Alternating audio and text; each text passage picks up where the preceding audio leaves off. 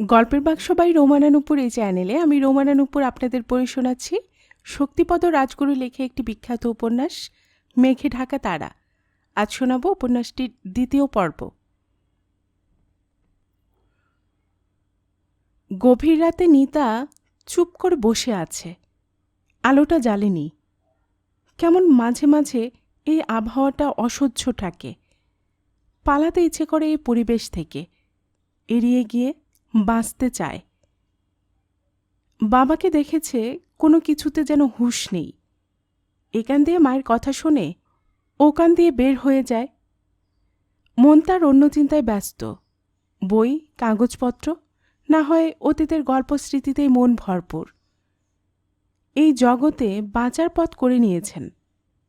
হয় একে এড়িয়ে ভুলে গিয়ে বাঁচার, না হয় একে জয় করার চেষ্টা করবে সে। এই দুঃখের অভাবের কালো ছায়া থেকে আলোর দিকে নিয়ে যেতে হবে সবাইকে। কল্পনা করে একটি সংসারের। দাদা রোজগার করছে, মন্টুও বড় হয়ে চাকরি করবে। সার্থক একটি সংসারের কল্পনা। কার পায়ের শব্দ। মাধববাবু এগিয়ে আসেন অন্ধকারে। শুয়ে আছিস নিতা? শরীর খারাপ? নিতা বিছানায় উঠে বসে। না, এমনিই। বাবা কি যেন বলতে গিয়ে ইতস্তত করছেন। যা, উঠে গিয়ে পড়াশোনা করগে, সামনে পরীক্ষা। সংযত স্বল্পবাক ওই আত্মভোলা লোকটির মনেও নিতার জন্য ব্যথা বেজেছে। স্ত্রীর সম্বন্ধেও কিছু বলতে চান না তিনি।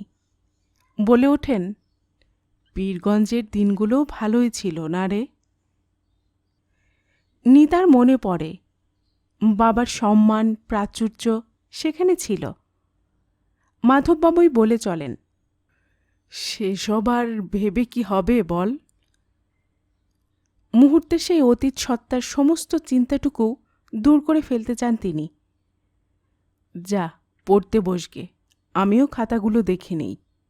আজ খালদার থেকে টাটকা পুঁটি কিনে এনেছি, খেয়েছিলি তো? এখানে পুঁটিগুলোও যেন শুকিয়ে গেছে। কাদম্বিনী নিজেও বুঝতে পারে নিজের পরিবর্তনটা। ক্রমশ বদলাচ্ছে সে। পীরগঞ্জে সেই লক্ষ্মী স্ত্রী হারিয়ে আজ একটা ধ্বংসস্তূপের মতো বসে আছে অতীতের স্মৃতি শ্মশানে। নইলে একদিন কিছু হয়তো খরচ করে এসেছে নিতা ভাইবোনদের জন্য, এমনিভাবে তাকে কথা না শোনালেও পারত। মাঝে মাঝে জ্বলে পুড়ে মনটাও বিষিয়ে ওঠে। এই ছায়ের অতল থেকে সেই চিরজাগর মাতৃহৃদয় ঠেলে ওঠে মাঝে মাঝে। কিন্তু অসহায় সে। দৈনন্দিন বাঁচবার চেষ্টা তাকে সব ভুলিয়ে অন্য মানুষ, অমানুষ করে তুলেছে। রাত নেমেছে নীরব কলোনিতে। ঘুমের আবেশে মগ্ন চারদিক। আবছা চাঁদের আলোয় জোনাক জোলা আমবাগানের আধারে হাওয়া ছোটে, হু হু হাওয়া। জেগে আছে কাদম্বিনী। সমস্ত ভাবনা তার মাথায় চেপেছে। শঙ্কর তো সংসারের একটা বাড়তি খরচ। আয়ের বেলায় নেই, দিনরাত নিজের খেয়াল নিয়ে আছে। ওই গান আর গান। মাধববাবুর বয়স হচ্ছে, স্কুল থেকে রিটায়ার করতে হবে। ভরসা নিজের 2-4টে টিউশনি আর নিতার চাকরি, টিউশনির টাকা। গীতাকে দিয়ে কি হবে জানেন না। এখন থেকেই ও মেয়ে মাথা ঠাড়ো, কারো কথা শুনবে না। সে নিজের বেশ বাস আর প্রসাধন, কলোনি বেড়ানো নিয়েই মত্ত। মন্টু, সেও ছোট। কাদম্বিনী চোখের সামনে যেন জমাট অন্ধকার, আতঙ্কের অন্ধকার। তার মাঝেই পথ হারিয়ে সব স্নেহ ভালোবাসা বিসর্জন দিতে বসেছে সে। তারাগুলো চিকমিক করছে আকাশে। নিতার ঘুম আসছিল মাত্র। হঠাৎ করে স্পর্শে চমকে ওঠে, অবাক হয়ে যায়। মা! ডাকতে গিয়ে থেমে গেল নিতা। মাকে এইভাবে দেখে খুশি হয়, ভালো লাগে। মা মাথার দিকের জানলাটা খুলে দিয়ে বালিশটাকে ঠিক করে মাথাটা তুলে দিচ্ছে তার। একটু শ্যাম স্নেহস্পর্শ মায়ের। নিতাই দুর্বলতাটুকু যেন টেরই পায়নি। চুপ করেই থাকে নিতা। নিজের মনে বলে চলেছে কাদম্বিনী। সারাদিন ভূতের খাটুনি খেটে বেহুশ হয়ে ঘুমোচ্ছে মেয়েটা। আলো নিভিয়ে দিয়ে পাশের ঘরে চলে যায় মা। নিতা বাইরের দিকে চেয়ে থাকে খুশি মনে। জানলার বাইরে চাঁদের আলো ঢাকা সবুজ নির্জনের দিকে চেয়ে থাকে। একটা সুর উঠছে, কেঁপে কেঁপে উঠছে সুরটা, মধুর একটা অনুভূতি। শঙ্কর রেওয়াজ করছে। নিতা উঠে বসে বিছানায়। পথ হারানো একটি ভ্রমর খুঁজে নিয়েছে পথ। অসীম শূন্যে জাগে তার ক্লান্ত পাখার গুঞ্জরণ, বাতাসে জাগে রজনীগন্ধার সৌরভ। সনতের মুখখানা মনে পড়ে, হাসিমাখা সুন্দর একটি মুখ। ওই সুরে মিশিয়ে আছে বসন্তের পুষ্প সৌরভ, আশার আলো আর দৈনন্দিন জীবনযাত্রার গ্লানির মাঝেও মানুষের অন্তরের মাধুর্য সন্ধান। মুগ্ধ হয়ে যায় নিতা। শঙ্কর জানে না তার সুরের পরিধি, সীমানা। নিজে ওর কাছে হাত পাতে, দুঃখ সহ্য করে। ও জানে না কতজনের দুঃখ জয়ের সাধনায় ওর সুর যোগায় অনুপ্রেরণা। কস্তুরী মৃগ সৌরভের সন্ধান জানে না, উৎস খুঁজে পাগল হয়ে বনে বনে ফেরে। রাতের হাওয়া বইছে, শনশন একটা শব্দ, দূরাগত আশা আর আনন্দের বাণী। শরীরের কোষে কোষে রোমাঞ্চ জাগে, মনে আসে দুর্বার সাহস, শান্তির স্তিমিত গাঢ়তা। ঘুম ছেয়ে আসে দু চোখে, নিবিড় ঘুম। বিনিদ্র রজনীর মাঝে একক জেগে আছে শঙ্করের এই সুর, নিটল মধুর একটি সুর। দরবারি রেওয়াজ করছে শঙ্কর। রাত্রির মধ্যযাম ঘনিয়ে আসে। মাধববাবুর রিটায়ার করার আদেশ হয়ে গেছে। স্কুল থেকে একদিন সমারোহ করে মিটিং ডাকা হয়েছে বিদায় সংবর্ধনা জানানোর জন্য। অবসর গ্রহণ, মাস্টারের অবসর গ্রহণ মানে শেষ জীবনের দিন কটা অনিশ্চিত উপবাসের মধ্যে কাটানোর প্রস্তুতি। নবীন মোদি বাকি বকেয়া সব মিটিয়ে নিতে এসেছে। হাসেন মাধববাবু। পালাচ্ছি না নবীন, তোমার টাকা তুমি সবই পাবে। নবীন আমতা আমতা করে, না না সেটা কি কন, কইতে আসছিলাম এমনি, তলাশ নিতে এলাম কেমন আছেন। প্রাইভেট ছাত্ররাও কেমন যেন কমছে। হাসেন মাধববাবু। ওরা স্কুলের মাস্টারমশাই না হলে পড়বে না, প্রমোশনের জন্য হেডমাস্টার মশাইকে রিকমেন্ড করবে, পরীক্ষায় কোশ্চেন দাগ মেরে দেবে। এ না হলে মাস্টার, কিরে মদনা? মদনে দাড়ি গোঁফ গচিয়েছে। বার কয়েক ফেল করার পর সে এখন কলোনির নবারুণ সংঘের সেক্রেটারিগিরি করছে আর প্রাইভেটে স্কুল ফাইনাল পরীক্ষা দেবে চেষ্টা করছে। মদনের এসব বালাইনি। সে বলে ওঠে, ওদের কথা সারান দেন স্যার, পরীক্ষায় পাশ করাটাই কি বড়? দম নিয়ে শুরু করে মদন বিজ্ঞের মতো। আসল ব্যাপারটা হইতে আছে শিক্ষার কথা, জ্ঞানের কথা। কন তাই কি না? মাধববাবু হাসতে থাকেন। মনে মনে তবু মানতে পারেন না, কোথায় নিদারুণভাবে পরাজিত হয়েছেন তিনি। চলমান জীবনের ভিড় থেকে তিনি সরে এলেন বাতিলের তলে। তবু শক্ত হবার চেষ্টা করেন তিনি। ছেলেদের ভরসা দেন, তোদের ভাবনা নেই, ইংরেজি অঙ্কে আটকাবে না, আসবি, যা বলি করে যা তোরা। স্কুলে কি হয় বলতো? পরক্ষণেই সামলে নেন। এত ছেলের মাঝে কতটুকুই পড়াবার সময় পেতাম ক্লাসে। মাধববাবু যেন নিজেই সান্ত্বনা খুঁজছেন। ভাবছি এবার ইংরেজির নোট, টেক্সট বুক লিখব।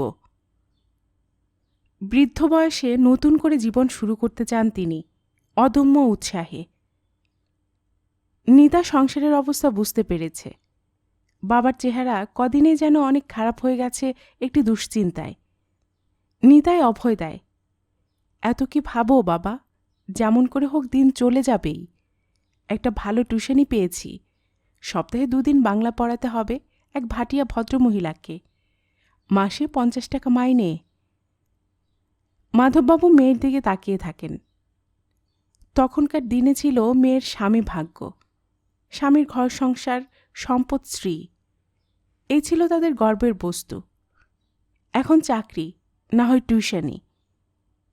দুমুঠো খেয়ে পড়ে শুধু বেঁচে থাকবার প্রচেষ্টায় ক্ষণিক সার্থকতা, তাই নিয়ে ওরা খুশি থাকে, চাকরির স্বপ্ন দেখে। দিন বদলেছে। নিতা বলে চলেছে, পাবলিক সার্ভিস কমিশনে ইন্টারভিউ আসবে বাবা, বিয়েটা দিয়ে নেই এর মধ্যে। কাদম্বিনী মেয়ের দিকে চেয়ে থাকে। একমাত্র আশা ভরসা ওই মেয়ে। নিতা টিউশনি আর মাস্টারির টাকা মায়ের হাতেই পুরো তুলে দেয়। গত মাসে সেই কথাগুলো ভোলেনি, তাই বোধহয় এরকম করেছে সে। কাদম্বিনী বলে ওঠে, তোর জন্য রাগ কিছু, নিজের খরচ তো আছে। সেই ঘটনার পর থেকে মেয়ের সঙ্গে সে যেন ভালো করে কথা বলতে পারেনি। কোথায় একটা সংকোচে বাঁধত। ওই টাকা থেকে 2খানা 10 টাকার নোট মেয়ের হাতে তুলে দেয় সে। নে, রাখ এগুলো। চুপ করে ওটা নিল নিতা। কাদম্বিনী মেয়ের দিকে চেয়ে থাকে। দরদ ভরা কণ্ঠে বলে কাদম্বিনী, খেটে খেটে হাড় কণ্ঠা সার হয়েছে নিতা, তার উপর সংসারের কাজকর্ম। তুই বাপু গীতাকে বুঝিয়ে বল, ঘর সংসারের কাজ একটু করুক। তুই কোন দিক সামলাবি? পড়া, চাকরি? কি দশা হয়েছে শরীরের দেখেছিস আয়নায়? নিতা হাসে। দেখবার সময় কই, তাছাড়া বেশি আছি, তুমি ভেবো না। কাদম্বিনীর বুক দীর্ণ করে একটা দীর্ঘশ্বাস বের হয়ে আসে। কত স্বপ্ন দেখেছিল সে, ভালো ঘরে ভালো বরে বিয়ে দেবে মেয়ের। বড় মেয়ে তার, স্বাদ আহ্লাদ ছিল, কিন্তু সব সবুজ আজ রোদ পড়া তামাটে প্রান্তরের নিঃস্বতায় হারিয়ে গেছে রূপ। পরিশ্রম আর দুশ্চিন্তায় মেয়েটাও কেমন শুকিয়ে গেছে। ও যেন ব্যর্থ যৌবনের বেসুরো বীণা। ও তো সুর ফোটে না, ঝরা ফুল। রূপ, রস, বর্ণ, গন্ধ সবই যেন হারিয়ে গেছে। গীতা বৈকালে বেড়াতে বেরুবে। মায়ের কথায় থামল। একরাশ এঁটো বাসনপত্র রয়েছে। নিতা টিউশনি সেরে ফিরে এসে তাই নিয়ে মাজতে বসে। ঝি রাখবার ক্ষমতা নেই। কাদম্বিনী বলে ওঠে গীতাকে, ঢলানি করতে যাওয়া হচ্ছে কোথায়? সাজ বেশ ছেড়ে বাসনকোসনগুলো মেজে দাও। গীতার আজ স্কুলে থিয়েটারের রিহার্সেল আছে। রেলপাড়ের গুপিদা আসবে, মিত্তির বাড়ির গুপিদা। আধুনিক গান যা গায়, গীতার মনে সে সুরের রেশ। কেমন ভালো লাগে ছেলেটাকে। স্মার্ট, রঙিন পোশাক পরে। মায়ের কথায় ওর সুর যেন ছিঁড়ে যায়। আমতামতা করে গীতা। একটু কাজ ছিল যে মা, জরুরি কাজ। কাজ তো ওই পেখম মেলে বেড়ানো, সব দেখাচ্ছি। গীতা বলে ওঠে, আর কেউ করুক, আজ আমার সময় নেই। চটে ওঠে মা, কথা শোনো, বাপ যে দাসীবাদী 5টা রেখেছে। শঙ্কর বাড়ি ঢুকেই মাকে বকতে দেখে এগিয়ে আসে। খামবাজ রাগিনী ভাবছ না তো? দপ করে জ্বলে ওঠে কাদম্বিনী। লজ্জা লাগে না তোর? এত বড় মরদ, বুড়ো বাপের ঘাড়ে বসে খাচ্ছিস। দুধের মেয়ে একটা দিনরাত খেটে তোর জামাকাপড় হাত খরচা জোগাচ্ছে। তোর কি কোনো কাজই নেই? তুই কেবল টানা নানা করবি? হাসে শঙ্কর। ফর মানি মাদার, দেখবে টাকা আমিও রোজগার করব। এখনই পারি, কেবল ওস্তাদ বাধা দেন। 2 বছর কোথাও ফাংশন করবে না, একেবারে তৈরি হয়ে বেরুবে। কাদম্বিনী সংকটে পড়েছে শঙ্করকে নিয়ে। গীতা ফাঁকা খুঁজছিল। পথ পেয়ে শটান সরে পড়ে সে। মা ছেলের জবাবে অধৈর্য হয়ে ওঠে। ওর বয়সী কত ছেলে সংসারের হাল ধরেছে, রোজগারপাতি করছে ভালোই। মিত্তিরদের গুপি গান গেয়ে থিয়েটার করেও কেমন চালাচ্ছে। নৃপেন দোকান দিয়েছে, নটবর চাকরি করে। আর তার ছেলে বেকার, নির্লজ্জ বেহায়া গণ্ডমূর্খ। কাদম্বিনী কথাটা ভাবছে আর মনে মনে জ্বলে পুড়ে উঠেছে। আজ অসহায় রাগ কোনো রকমে সামলে নিয়ে প্রশ্ন করে, তোর ওস্তাদের দাড়ি নেই? দাড়ি? শঙ্কর সহজভাবে জবাব দেয়, হ্যাঁ, এই বড় মেহেদি রং করা সুন্দর দাড়ি আছে। দপ করে জ্বলে ওঠে কাদম্বিনী। তবে সেই দাড়ি ধরে 2 বছর ঝুলে থাকবে, এখানে কেন? ফেটে পড়ে কাদম্বিনী। মেয়েরও অধম তুই। আশেপাশে দেখ, সমস্ত ছেলেকে বাড়িতে কে পুষছে। কোনো কাজকর্ম না পাস ভিক্ষে করগে বাইরে, হাত পাত গে। মা! শঙ্করের মনে একটু নরম জায়গায় হাত পড়তেই চমকে ওঠে সে। এতদিন এত কথা সহ্য করেছে, আজ বোঝে মা সত্যিই দেখতে পারে না তাকে। এতদিন রাত্রির সাধনা সিদ্ধির দ্বারে এসে থেমে যাবে? তবু সে এত বড় আঘাত আর সইবে না। রাগ বস্তুটা তার এমনিতেই কম, কিন্তু মান অপমান বোধ আর মুছে যায়নি মন থেকে। নিতা পড়ছিল ঘরে। মায়ের কথাগুলো শুনে বের হয়ে আসে। নিজের উপরে লজ্জা আসে তার।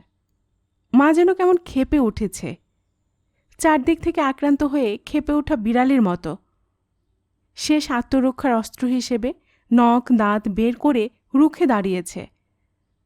রাতের সেই ক্ষণিক জায়গা স্নেহময়ী মা সংসারের চাপে হারিয়ে গেছে। ঘর থেকে নিতা বের হয়ে দেখে শঙ্কর সদর দরজা দিকে এগিয়ে চলেছে। দাদা! চিৎকার করে ডাকে নিতা। শঙ্কর ফিরে দাঁড়াল। কাদম্বিনী কথাটা বলে ফেলে অপ্রস্তুত হয়ে গেছে। বাসনের গোছাটা নিয়ে নিজেই খিড়কির খাটে গিয়ে বসেছে। শঙ্কর ফিরে দাঁড়াল নিতার দিকে চেয়ে। কোথায় যাচ্ছ? একটা কাজকর্মের চেষ্টায় দেখব নিতা, এখানে আর চলে না। কিছু না পাই একটা ফেরিওয়ালা তো হতে পারি। ট্রেনে ট্রেনে দাঁতের মাজন, হাত কাটা তেল, বেশ সাদা গলা হেঁকে হেঁকে ফিরি করব। অস্ফুট একটা আর্তনাদ করে ওঠে নিতা। সেই রাত্রে দেখেছে পরেশকে। ফেরিওয়ালার জীবন, এক ট্রেন থেকে অন্য ট্রেনে মৃত্যুকে পরিহাস করে যাওয়া তার প্রাত্যহিক ঘটনা। দাদার মতো একটা শিল্পী নিছক বাঁচবার জন্য এমনি করে দিনাতিপাত করবে এ যেন ভাবতেই পারে না সে।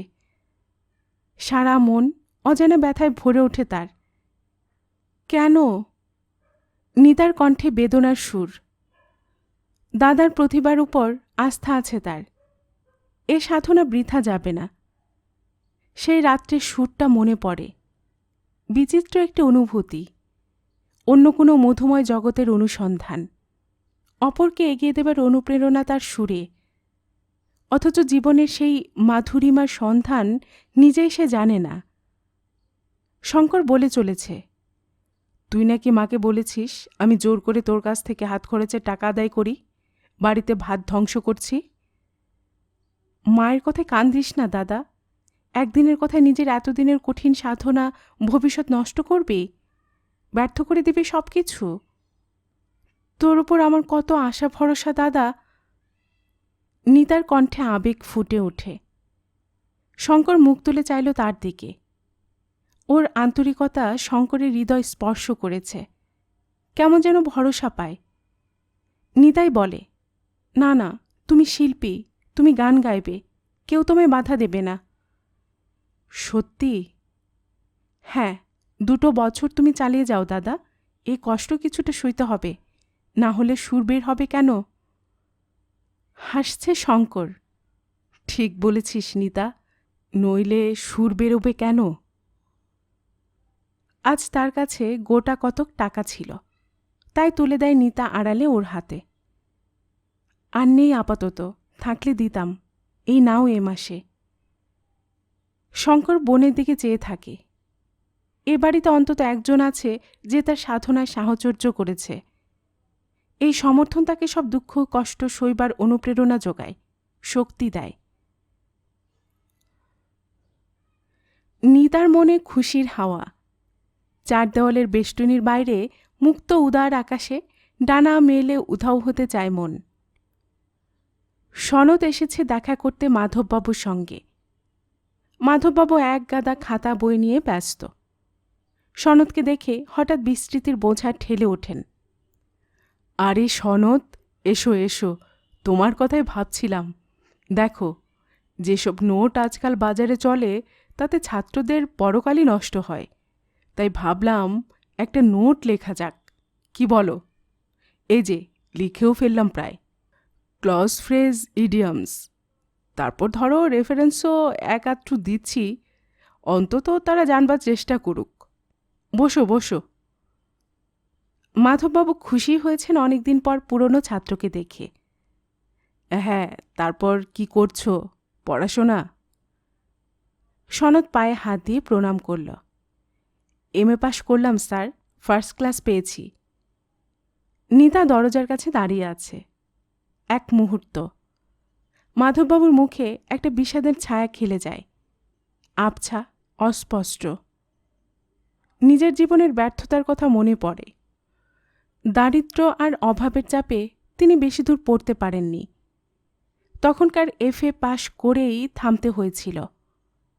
সেই ডিগ্রিহীনতার ক্ষতি, দুঃখ সারা জীবন তার 10 গুণ পড়াশোনা করেও ভুলতে পারেননি। ছাত্ররা তারই হাত দিয়ে বের হয়ে যাচ্ছে একে একে। কেউ প্রফেসর, কেউ বড় অফিসার, ব্যবসাদার হয়েছে। কিন্তু এক মুহূর্তেই সে চিন্তা মন থেকে ঝেড়ে ফেলেন। জীবনের শেষ সীমায় এসে এখনও মনে হিংসা? হাসছেন মাধববাবু। নিজের মনের এই নীচতা দেখেই হাসছেন বোধ হয়।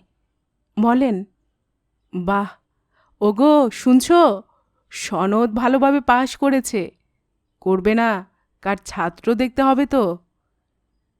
কাদম্বিনীও এসে দাঁড়িয়েছে। সনদের দিকে চেয়ে থাকে। কি যেন ভাবছে সে মনে মনে। একটা ক্ষীণ আশার সুর জাগে কাদম্বিনীর মনে। তাই এবার কি করবে ভাবছ, চাকরি বাকরি? প্রশ্ন করে কাদম্বিনী। কিছু ঠিক করিনি, সনদ জবাব দেয়। ঠিক করার কি আছে, চেষ্টা করো, রিসার্চ স্কলারশিপ পেয়ে যাবে, তারপর পিএইচডি, বুঝলে? বুড়ো মাস্টারকে সেদিন ভুলো না কিন্তু। আমি মানুষ চিনি, কার দ্বারা কি হয় তাও জানি। নিতার দু চোখে হাসির আভা। সে আজ খুশি হয়েছে। কাদম্বিনী ওর দিকে চেয়ে আছে। গীতা গুনগুন করে গান গাইছে ও ঘরে আপন মনে। আধুনিক গানের একটা বিশ্রী আবেদনময় করি। নিতারে যেন লজ্জা আসে। কাদম্বিনী কি ভেবে ও ঘর থেকে বেরিয়ে এসে গীতাকে ডাক দেয়। গীতা, শোন। গীতা পায়ে পায়ে এগিয়ে এসে সনদকে দেখে দাঁড়াল। কাদম্বিনী বলে, চলো বাবা, তোমরা গল্পগুজব করোগে বাছা। এই গীতা, তোর সনদদা এসেছে রে। বুঝলে বাবা, ও তো তোমার নাম প্রায়ই করে। আমি চাটা নিয়ে আসছি। কই গো, তুমি খাতাগুলো শেষ করো। রান্নাঘরে একটু হাত লাগাবি চল নিতা, অনেকদিন পর সনদ এসেছে। নিতা মায়ের কথায় একটু অবাক হয়ে ওর সঙ্গে রান্না চালার দিকে এগোলো। মাধব মাস্টার একাই বসে আছেন ঘরে। কাজে মন বসে না, চুপ করে তামাক টানছেন।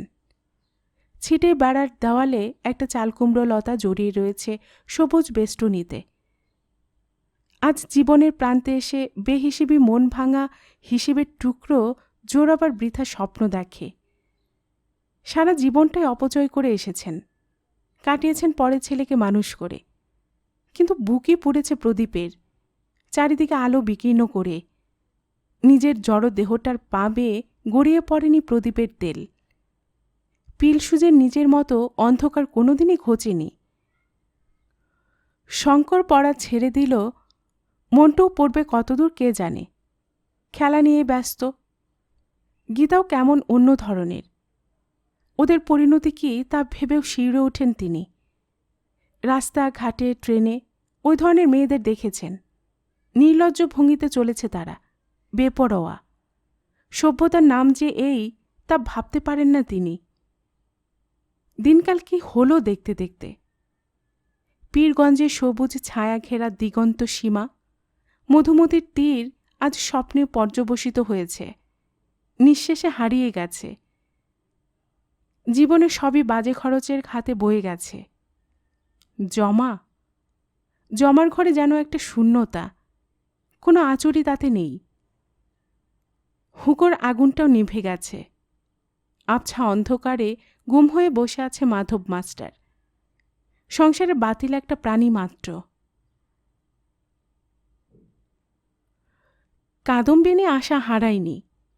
সনতের উপর তার হঠাৎ আজ যেন নতুন আশার উদয় হয়েছে, অন্য আশা। সংসারের আবশ্যকীয় প্রাণী আজ নিতা। সংসার তাকে ছাড়তে পারে না। জীবিকার সংস্থান করে সে। রূপের দিক থেকেও সে দেউলিয়া। সনতের মতো এমন ছেলের সঙ্গে যদি গীতার সম্বন্ধ হয়, কাদম্বিনী একটা মহা দায় থেকে উদ্ধার পাবে। কি যেন ভাবছে কাদম্বিনী। গীতা সাজগোজ করে বেরোবার জোগাড় করছে।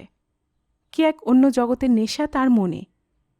সদ্য চেনা সেই জগৎ, গানের সুর আর মুক্ত সবুজ দিগন্তের বুকচেরা পথ ধরে ছুটে যাওয়া, একটু হাসি, স্পর্শ। গীতার সদ্য জাগর বুভুক্ষ মনে আদিম তৃষা এনেছে, তাই ছুটে চলেছে গীতা। জল না মরিচিকা জানে না, তবু ছুটছে নেশার ঘোরে। গলায় ঘাড়ের নিচে পাউডারের পাফটা বোলাতে বোলাতে মায়ের ডাকে জবাব দেয়, আহ যাচ্ছি, কোনো কাজ করতে পারবো না বলে দিচ্ছি কিন্তু। মা রান্নাঘরে নিতাকে নিয়ে বসেছে। লুচি বেলছে নিতা, মা ভাজছে। গীতাকে ঢুকতে দেখে কাদম্বিনী চেয়ে থাকে মেয়ের দিকে।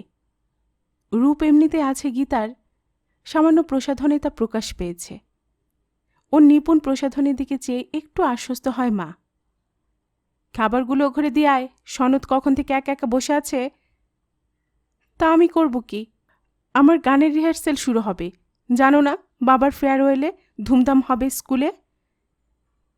কাদম্বিনী মুখে বিতৃষ্ণার অবজ্ঞার ভাব ফুটে ওঠে। ঠোঁট উল্টে বলে, হুম। অর্থাৎ একজনের মুখের গ্রাস কেড়ে নেবার মতো নীচতাকে ওরা ফুলমালা পরিয়ে একটা অনুষ্ঠানের মাধ্যমে করণীয় মহৎ কাজ বলে ঘোষণা করতে চায়। নিয়ে যা খাবারগুলো, চা পরে নিয়ে যাবি। ওর হাত দিয়ে চা খাবার পাঠিয়ে কাদম্বিনী রান্নাঘর থেকে বের হয়ে গেল। নিতা চুপ করে বসে থাকে। মা যেন কি একটা কাজে ব্যস্ত। জানলার ফাঁক দিয়ে কাদম্বিনী চেয়ে আছে নির্লজ্জের মতো ঘরের দিকে। সনতের চোখে মুখে কোনো পরিবর্তন ফুটে ওঠে কি না তাই দেখছে বোধহয়। গীতার সময় নেই। কোনো রকমে চা খাবারগুলো নামিয়ে দিয়ে বলে ওঠে, গানের ক্লাস আছে, চলি সনতদা। সনৎ পড়ন্ত বেলার মিঠে রোদে চেয়ে রয়েছে ওর দিকে। ঝড়ের বেগে বের হয়ে গেল মেয়ে। কাদম্বিনী গজগজ করতে থাকে। কাজ সেরে নিদা ঘরে ঢুকছে। কদিন নিজের পড়াশোনা নিয়ে ব্যস্ত রয়েছে সে। সনৎ চেয়ে আছে নিতার দিকে। বেশবাসের কোনো চাকচিক্য নেই। পরনে একটা আটপৌরে শাড়ি, এলো চুলে ঘাড়ের কাছে খোঁপায় বাঁধা। কালো চোখের তারায় হাসির মিষ্টি আভা। বৈকালের সোনা রোদ ম্লান হয়ে আসে। সনৎ প্রশ্ন করে, পড়াশোনা কেমন হচ্ছে? নিতা এতদিন শখের জন্যে পড়ছিল বোধহয়। এবার সে প্রাণের দায়ে যেন পড়ছে। বিএ পাশ করতেই হবে তাকে। অনার্স পাবে কিনা সন্দেহ, তবু চেষ্টা করে চলেছে সে। সনতের কথায় ম্লানভাবে হাসে, মিষ্টি বেদনা মধুর একটু হাসি। হচ্ছে একরকম, সময় পাচ্ছি কই। চলো, দিনরাতে তো পড়ছ, একটু বেরিয়ে আসবে স্টেশনের ওদিকে। কি ভেবে উঠে দাঁড়ালো নিতা। আধ ময়লা শাড়িখানাই ভালো করে গায়ে জড়িয়ে নিয়ে উস্কো খুস্কো চুলগুলোতে চিরুনি বুলিয়ে স্লিপারটা খুঁজতে থাকে। এই তার সাধারণ পোশাক। তবু সনতের মনে হয় কালো মেয়েটিকে সাধারণ রূপেই সুন্দর দেখায় সবচেয়ে বেশি। একটু আসছি মা। কাদম্বিনী নিতার কথায় জবাব দিল না। গীতা আগেই বের হয়ে গেছে। কাদম্বিনী মুখ ভার করে দাঁড়িয়ে আছে।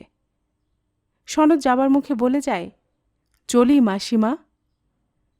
কোনো রকমে ভদ্রতাটুকুও রাখবার চেষ্টা করে কাদম্বিনী। এসো আবার। এগিয়ে আসে দরজা পর্যন্ত। ওরা বের হয়ে যেতেই চুপ করে দাঁড়াল। কার উপর রাগ করবে জানে না। গীতার উপর না নিতার উপর ঠিক বুঝতে পারে না কাদম্বিনী। নিতা পিছন ফিরে দেখে মা কেমন যেন বিশ্রীভাবে তাদের দিকে চেয়ে আছে। ওর এই বেড়াতে বেরোনোটা ঠিক যেন পছন্দ করে না মা। কি ভেবে দৃঢ় পদে এগিয়ে চলে নিতা। তার মনে একটা ঝড় উঠেছে, একটা বাধার অস্তিত্ব জেগে উঠেছে নিতার মনে। হু হু ঝড় ওঠে তাই। এতকাল ছিল পরিত্যক্ত মাঠ, এখন গড়ে উঠেছে উপনিবেশ। মাঝে মাঝে তৈরি হয়েছে কোঠাবাড়ি, টিনের চাল দেওয়া দরমার বাড়ি। মুলিবাসের বেড়ায় উঠেছে কুমড়োলতা, কোথাও বা মস্ত জলা। দু একটা আম নারিকেল গাছ ছিটিয়ে রয়েছে। গড়ে উঠেছে কলাবাগানের সবুজ আবরণ। একে বেঁকে খালটা চলে গেছে লাইনের দিকে। আবছা অন্ধকার ঢাকা আকাশ, গাছগাছালি পাখির ডাকে ভরে ওঠে চারদিক। নিকানো আকাশের আঙিনায় দু একটা করে তারা ফুল ফুটে ওঠে। একটা শান্ত নিথর পরিবেশ। ওরা বসে আছে দুজনে, সনৎ আর নিতা। কাছাকাছি দুটি সত্তা যেন চিন্তায় একাত্ম হয়ে গেছে। সনতের সামনে একটা সমস্যা। এতদিন অভাব অভিযোগের মধ্যে পরের সাহায্য নিয়ে পড়াশোনা করেছে। আজ তার সামনে একটু স্বস্তির সন্ধান, একটা চাকরি বাকরি, একটু ছোট্ট বাসার আভাস তার মনে ফুটে ওঠে।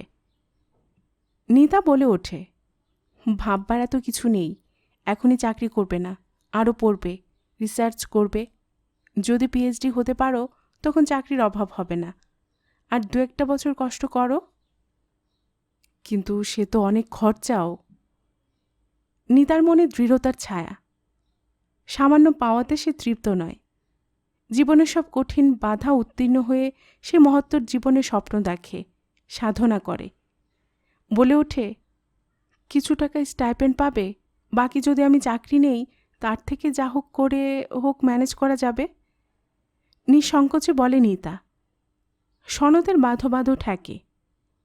তোমার টাকা কত নেব বলতে পারো? নিতা ওর দিকে চাইল। গোধূলির শেষ আলোয় কালো আকাশের বুকে তখনও গাঢ় লাল আবিরের আলপনা। কালো মেয়েটিকেও সুন্দর দেখায়। ওর দু চোখের চাহনিতে নিবিড় একটি আমন্ত্রণ। ওর হাতখানা তুলে নিয়ে নিতা বলে ওঠে, নেবার মতো একটা পরিচয় পাকাপাকি গড়ে তোলো তখন। সনৎ কি ভাবছে? কোথায় রাতের প্রথম আধারে ডাকছে পাখি। জোনাকির আলো আসমানে ঘুরে বেড়ায়। অবাক হয়ে গেছে সে ওর দ্বিধাহীন আত্মনিবেদনের সুরে। দীর্ঘ 10 বছর দেখে এসেছে নিতাকে। মেয়েরা বোধহয় এমনি, প্রথমে দ্বিধা সংকোচ থাকে, কিন্তু যাকে আপন করে নেয় তারা, সেখানে কোনো ফাঁক আর ফাঁকি থাকে না। নিতা আজ নিঃসংকোচে এগিয়ে আসতে পেরেছে। কেন, ভয় পাচ্ছ নাকি? নিতার দু চোখে হাসির আভা, মিষ্টি এক ঝিলিক হাসি। ওই শীর্ণ পরিশ্রান্ত মেয়েটিও আজ সুন্দর আকর্ষণীয় করে তুলেছে নিজেকে, মনের অতলের আনন্দ আর সুরের পরশে। রাতের আধারে জাগে বকুল গন্ধ। সনৎ যে হারিয়ে ফেলেছে নিজেকে। নিতার মনে প্রথম যৌবনের সাড়া বলে চলেছে, পরে না হয় শোধ দিও, কোথাও বেরিয়ে আনবে। কোথায়? দূরে, অনেক দূরে, ধরো কোনো পাহাড়ের রাজ্যে। উঁচু মেঘ ছোঁয়া পাহাড়, পাহাড়ের পর পাহাড়, আর ঘন সবুজ পাইন বন। পাইন বনে ঝড় উঠবে, মাতাল ঝড়। হঠাৎ হেসে ফেলে নিতা। হাসছে, নিজের আকাশ ছোঁয়া কল্পনায় নিজেই হাসছে। সনৎ হঠাৎ ওর হাসি দেখে চেয়ে থাকে ওর দিকে। গলার সুর হালকা করে বলে ওঠে, নিতা, মাঝে মাঝে কি যে আজে বাজে স্বপ্ন দেখি, মাথাও নেই মুন্ডুও নেই, মাগো। কেন, সেখানে যাওয়া কি সম্ভব নয়? তুমি আর আমি তোমায় নিয়ে যাব নিতা। সনদের মনে একটা বাস্তব স্বপ্ন। নিতা কি যেন ভাবছে। সনসন জাগে রাতের বাতাস, তারার প্রতিবিম্ব দুলছে খালের জলে। নিতা, সনতকে কাছে টেনে নেয়, সব বাধা আজ দূর করে দিতে চায়। চমকে উঠেছে নিতা, ওর হাত থেকে নিজেকে সরিয়ে নেবার চেষ্টা করে। হঠাৎ ওর ঠোঁটে লাগে উত্তপ্ত স্পর্শ, উষ্ণ নিঃশ্বাস ছোঁয়া দেয় ওর গালে। উত্তেজনায় হাঁপাচ্ছে নিতা, দু চোখ বুজে আসে। প্রতিবাদ করতে চায় না যেন, এটুকু নিঃশেষে পেতে চায় সে। ওঠো, রাত হয়ে এলো। অন্ধকার থেকে আলোর দিকে এগিয়ে আসে তারা। সিগন্যালের নীল আলোটা মিটমিট জ্বলছে।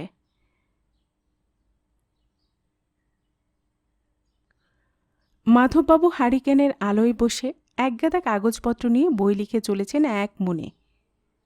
তামাক সেজে নিয়ে কাদম্বিনীকে ঢুকতে দেখে একটু অবাক হন। কাদম্বিনী আজ কাজকর্ম সেরে একটু কথা বলবার জন্য এসেছে। তুমি? ও।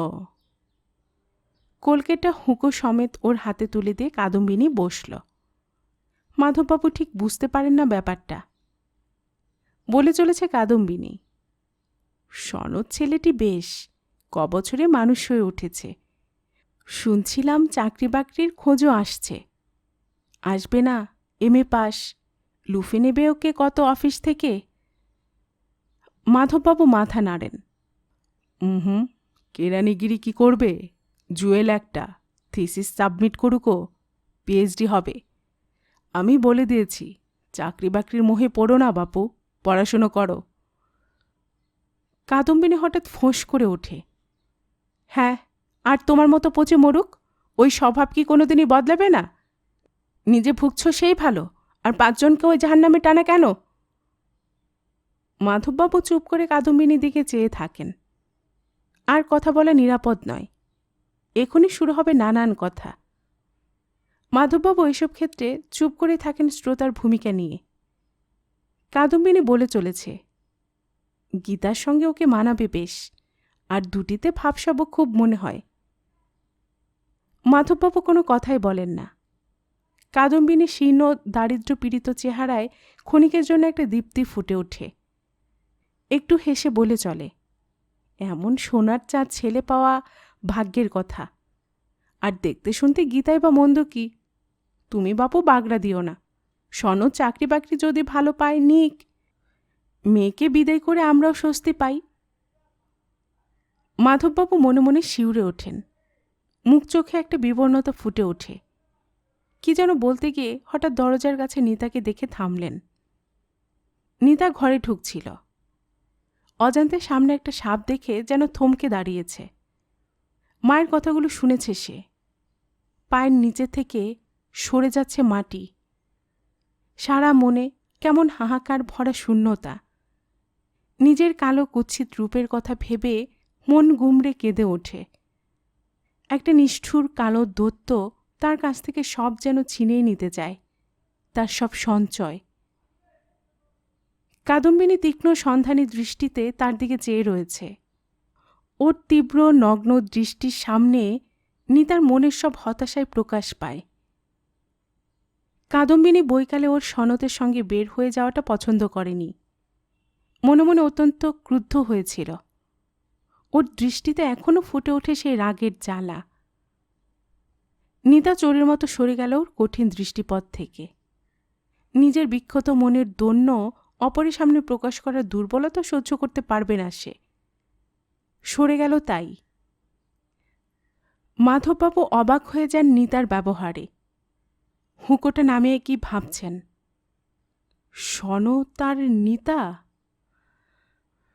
দুজনকে যেন বারবার একই সত্তার পৃথক অস্তিত্ব বলে মনে হয়।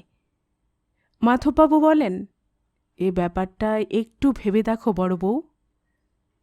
ভাববার কিছু নেই, এমন ছেলে মিলবে না আর, বুঝলে? মাধববাবু স্ত্রীর দিকে নির্বাক বেদনাহতভাবে চেয়ে থাকেন। নিতা চুপ করে ঘরে বসে আছে। একজনকে ঘিরে তার সব আশা ভরসা স্বপ্ন যেন ব্যর্থ হয়ে যেতে বসেছে। ওর গালে তখনও সনতের উষ্ণ চুম্বন রেখার স্পর্শ মিলিয়ে যায়নি। মনে কোথায় একটা সুর বাজে। আধার তল থেকে জেগে ওঠে একটা সুর। মনের সঙ্গোপনে মধুর স্পর্শের সুর। দুঃখের মধ্যেও আশা জাগে, সান্ত্বনা জাগে। ওদিকে গীতার মন্টুর মধ্যে কথা কাটাকাটির থেকে চুলোচুলি হবার উপক্রম। পিঠোপিঠি ভাই বোন। গীতা অকারণেই বলে ওঠে, 4th ক্লাস 4th ক্লাস, 12 আনা 12 আনা। ওই ব্যাপারটা গীতা নিজে দেখেছে শহরতলির কোনো সিনেমা হাউজের পাশে, এবং সে দলে মন্টুও নাকি ছিল। মন্টু লাফ দিয়ে ওঠে, মারবাক রদ্দা, মুখের জিওগ্রাফি বদলে দেব, চোর কোথাকার, কেন আমার পয়সা নিবি তুই? ইস! গীতা বঙ্কিম ভঙ্গিতে রুখে দাঁড়িয়েছে বইপত্র ফেলে। কাদম্বিনী আজ গীতার ব্যবহারে বেশ চটে রয়েছে। সনতের সঙ্গে ভালো করে কথাই কয়নি মেয়ে।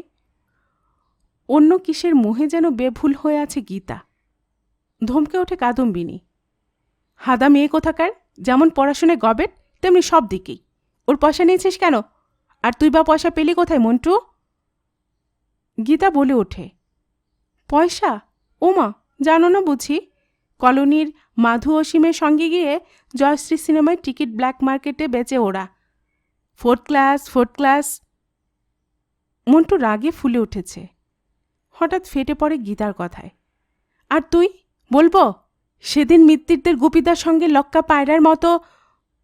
থাম মন্টু, মা বকে ওঠে। তবু কাদম্বিনী মনে মনে চমকে ওঠে।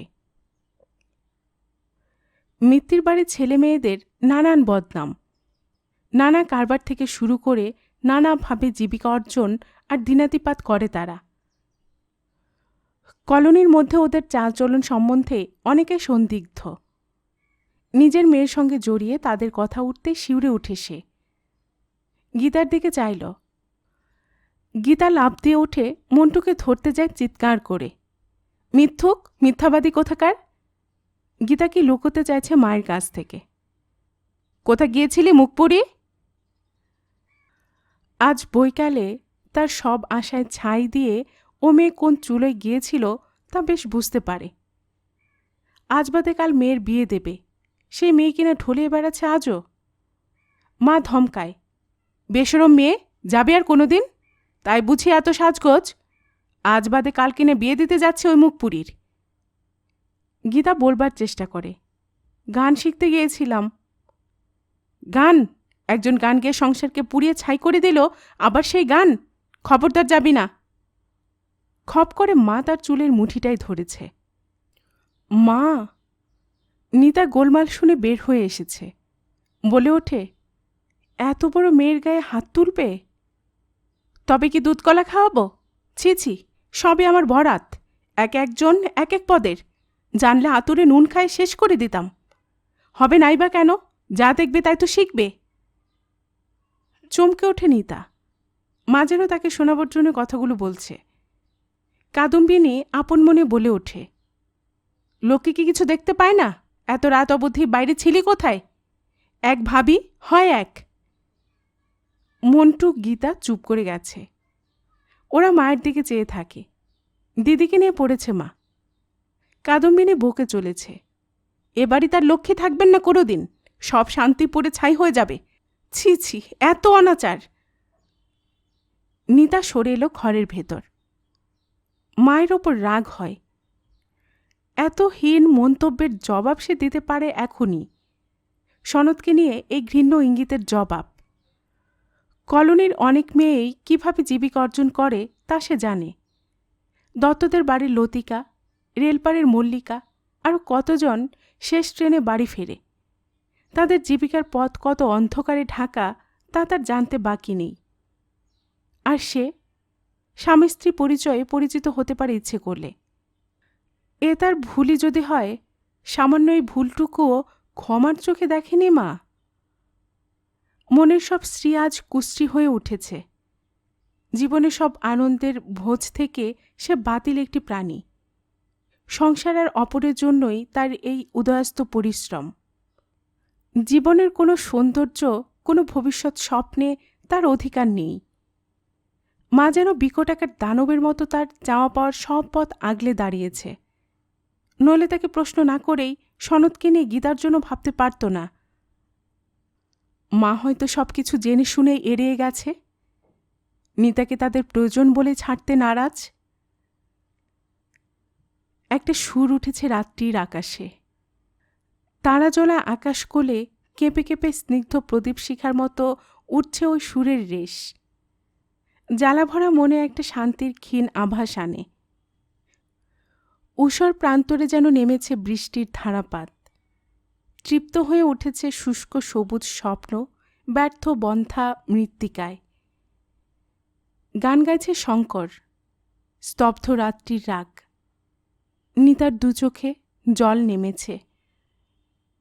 নামুক, ধুয়ে মুছে যাক সব চিহ্ন, অভিসারিকার চোখের কাজল রেখা।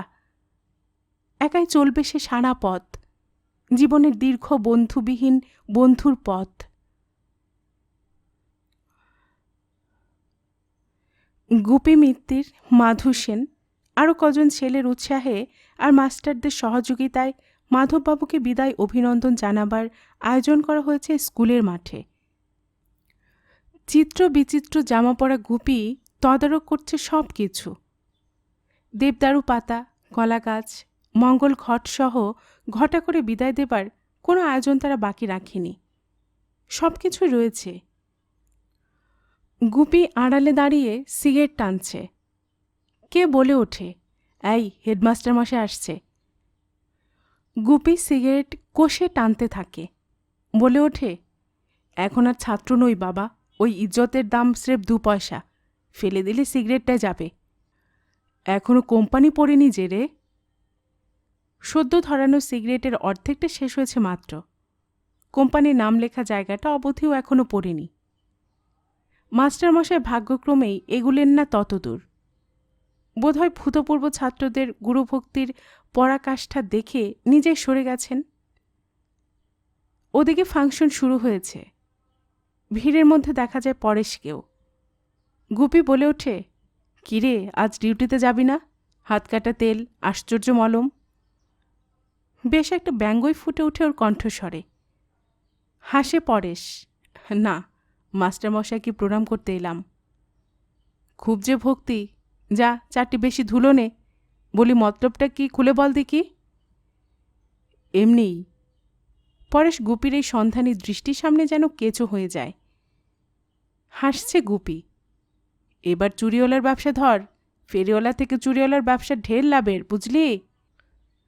সরে গেল পরেশ। গুপির চেলা মদন এসে খবর দেয়, না, এলো না গীতা। একটা হতাশার খবর। গুপি চমকে ওঠে। কেন? বাড়ি তোর মা নাকি নিষেধ করেছে, বিয়ে থা হবে, এ সময় বেরুতে দেবে না, একেবারে নজরবন্দি করে রেখেছে। গুপির চোখের সামনে অন্ধকার নেমে আসে। সিগারেটের স্বাদও পানসে ঠেকে। গজগজ করে, ধুত্তুর, স্লা খামুকাই তালে এত খাটাখাটনি করে মালা দিলাম ওই বুড়ো ঘাটের মরাকে। ঘুঘু মেয়ে দেখছি, কাজ ছাড়া হলো আর অমনি ফু। মদনা বলে ওঠে, আগে জানতাম ইসের খবর। সনত না কে ওই যে আসে ওদের বাড়ি, এমএ পাস। ধমকে ওঠে গুপি, রাখ তোর এমএ পাস, ঢের দেখছি। আচ্ছা, আমিও গুপি মিত্তির, বরিশালে লোক বাবা, আইতে শাল যাইতে শাল, তবে না জানবা বরিশাল, দেইখালো মু। গুপি সিগারেটটা ফেলে দিয়ে হন হন করে চলে গেল। মাধব মাস্টার আজ ছেলেদের সামনে শেষ অভিভাষণ দিতে উঠেছেন। চোখের সামনে ভেসে ওঠে অতীত জীবনের দিনগুলো। কত মুখ, কত স্মৃতি একটার পর একটা জেগে ওঠে। সব যেন ঘুলিয়ে যায়। কাল থেকে আর স্কুলে আসবেন না তিনি। 40 বছরের মাস্টারি জীবনে যবনিকা নামল। কণ্ঠস্বর রুদ্ধ হয়ে আসে। শীর্ণ কোটরাগত চোখ দিয়ে জল নামে। আবেগ কম্পিত স্বরে তিনি বলে চলেছেন, সত্য আর জ্ঞানের আলোয় তোমাদের মন উদ্ভাসিত হয়ে উঠুক। এই দুর্দিনের মাঝেও আমাদের বাঁচতে হবে। সে বাঁচবার পথ দেখাবে প্রকৃত শিক্ষা আর জ্ঞান। ঈশ্বরের কাছে প্রার্থনা করি তোমরা জয়ী হও, সার্থক হও। চোখ মুছে বসলেন বৃদ্ধ মাধব মাস্টার। একদিনে তার বয়স যেন বেশ কয়েক বছর বেড়ে গেছে। চলমান জীবনের ভিড় থেকে তিনি সরে যাবেন। কোনো ঠাঁই আর তার নেই এই নিজের হাতে গড়া স্কুলে। প্রথম জলাভূমি আর জঙ্গল কেটে স্কুল পত্তন যারা করেছিল, তিনিও তাদের একজন। সন্ধ্যা নামছে। কলরব কোলাহল করে ছেলের দল চলে গেল। আকাশে দু একটা তারা ফুটে উঠেছে। পথে নামলেন মাধববাবু। মাঝে মাঝে আসবেন মাস্টারমশাই, আপনাদের হাতে গড়া স্কুল। ছোকরা হেডমাস্টার আমন্ত্রণ জানায় তাকে। মাধববাবুকে যেন সান্ত্বনা দিচ্ছেন তিনি। হাসেন মাধব মাস্টার। না না, আসবো বই কি বাবা, পরামর্শও দরকার। তোমরা তো ছেলে মানুষ, 40টা বছর এই কর্ম করলাম। ধরো তোমার বয়সেই মাস্টারই হবে আমার। তা বটে, একা যেতে পারবেন তো? অন্ধকার হলো। চমকে ওঠেন মাধববাবু। বৃদ্ধ হয়েছেন, পথ চলতেও যেন অক্ষম তিনি। এই কথাটা আজ ওদের মনে গেঁথে রয়েছে। একান্ত অসহায় মনে করে তাকে। বলে ওঠেন তিনি, না না, চেনা পথ, ওই তো আলো দেখা যাচ্ছে। অন্ধকারে এগিয়ে গেলেন তিনি। জীবনের অন্ধকার ঢাকা বন্ধুর পথে হাতড়ে চলছে একটি বাতিল মানুষ। চলতে যেন পারে না।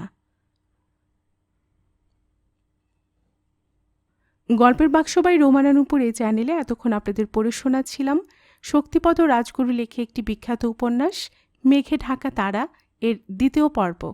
এরপরে আসছে 3য় পর্ব। আর এতক্ষণ গল্প পাঠে আমি আপনাদের সাথে ছিলাম রোমানানুপুর।